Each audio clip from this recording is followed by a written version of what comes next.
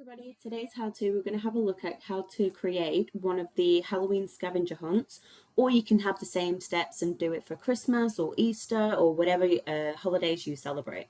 So this example is going to be based around the Halloween one, considering it's Halloween this week. And I'm just going to showcase how I would actually create my map and the clues and everything to send out to the students. So you might want to make your own with your classroom. So the first thing that I do is I think of places where I think they're really scary. So as an example of this year's, this is the first clue. So deep beneath the streets of European capital lies a maze of tunnels filled with bones. Over 6 million skeletons are stacked neatly along the walls. Now, the majority of you have probably figured out already that this one is the catacombs in Paris.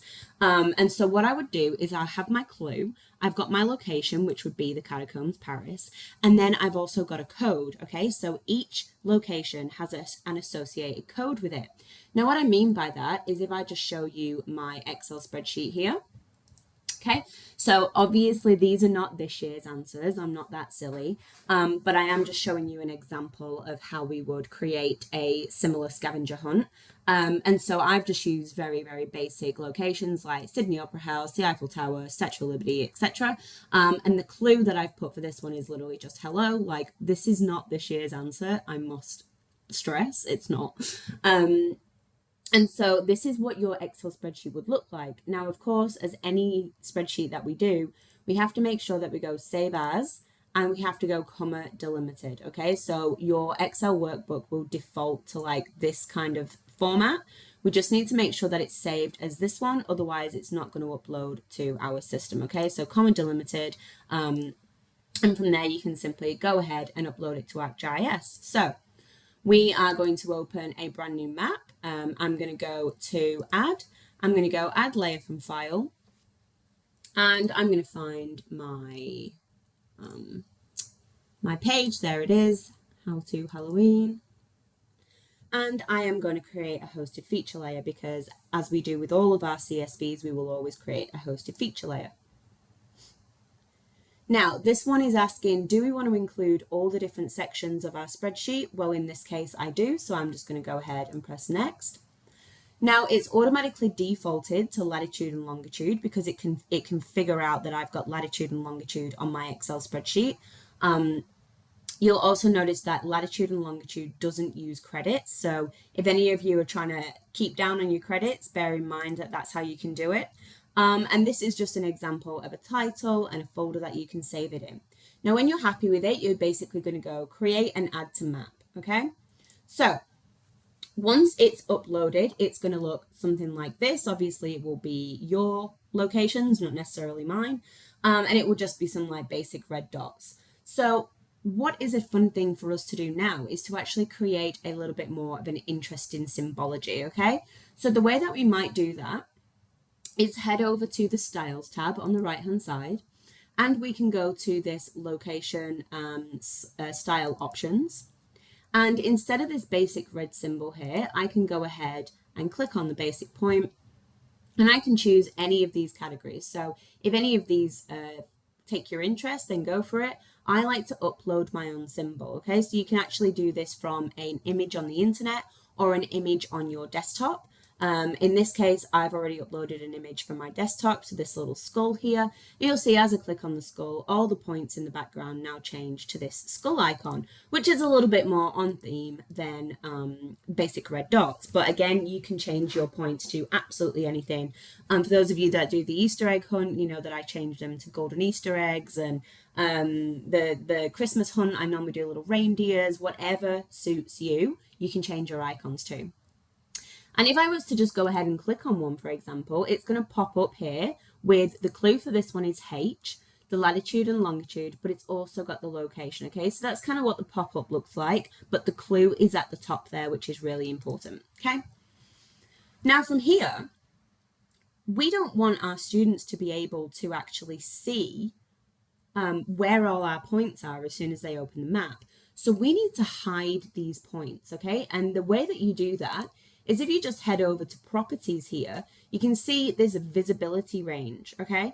And if we just put that down, maybe to the town, then you can see now the points have completely disappeared. However, if we were to zoom in to Sydney Opera House, you can see now I'm this black little triangle, and the more I zoom in, the closer I get to this little toggle, which is when my symbol will become visible. Okay, so I have no idea where Sydney Opera House is from here. I'm just making it up. There it is.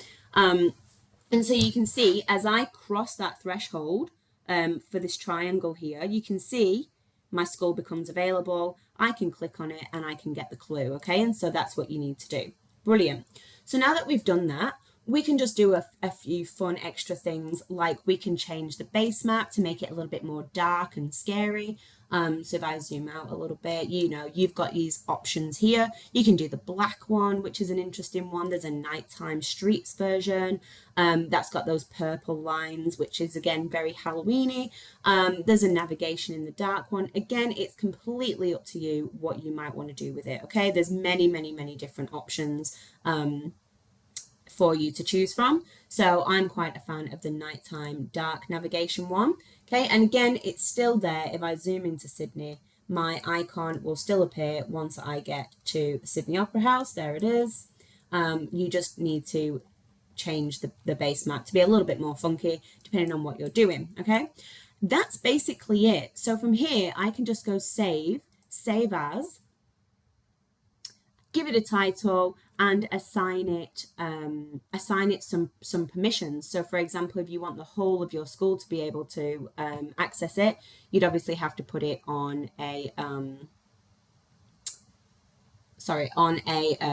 organization setting. Okay, but I take it one step further. Okay, so if you actually have a look at mine, that's this year's, you can see it's actually got a title, and there is no way that my students can access any of the controls. Okay, so if you look at this one, if I shared this one with my students, they've got access to the controls. Okay, which that might be okay for you because you might have students that you trust.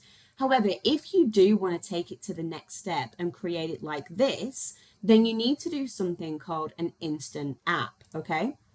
So we're basically back on our ArcGIS page, okay? You can go down, you can go ahead and save it, and then you will turn it into an instant app. Halloween. Okay. Go ahead and save it.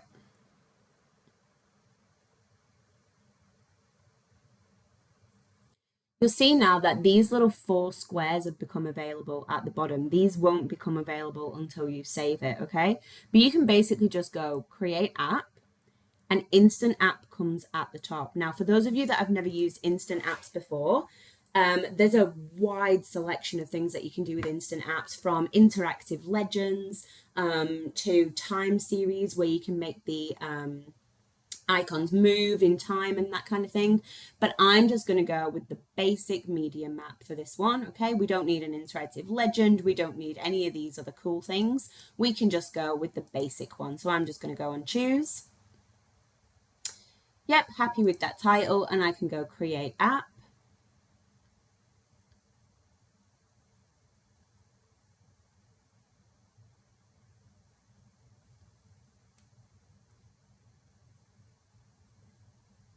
Now, what it does from here is it basically walks you step by step through the few steps. Okay, so number 1 is select your map. Well, we already did that.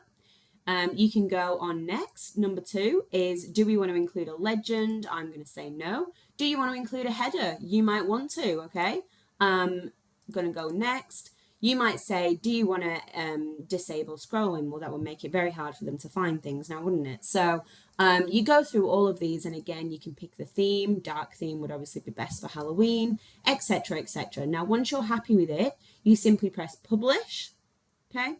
And once you've published it, it will look something like this. And all you need to do is share the link with your students, again, making sure that it is accessible for your organization, or public if you're doing more of a community one, okay? I know that was a very long video, but I hope it made sense. And if you do have any struggles, or you do want to make your own trick-or-treating Halloween map or Christmas map or anything like that, Please get in touch with me if you need a little bit more help. But yeah, I hope this was helpful, and happy Halloween, everyone.